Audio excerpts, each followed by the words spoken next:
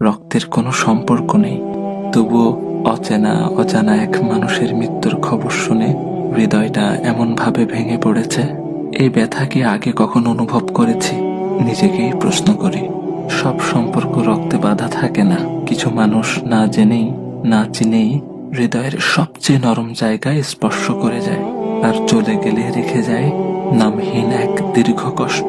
কেন জানি মনে হচ্ছে এই শোকটা শুধু তার চলে যাওয়ার নয়, এ যেন মানবতার এক নীরব অংশের বিদায়। চেনা ছিল না, কথা হয়নি কখনো, তবু তার অনুপস্থিতি হৃদয়ে গভীর শূন্যতা রেখে গেছে। একটা জিনিস খেয়াল করেছেন? আমার ভাই ওসমান হাদিকে গুলি করা হলো জুমার নামাজের পর, আর তিনি তার রবের ডাকে সাড়া দিয়ে চলে গেলেন জুমার রাতে।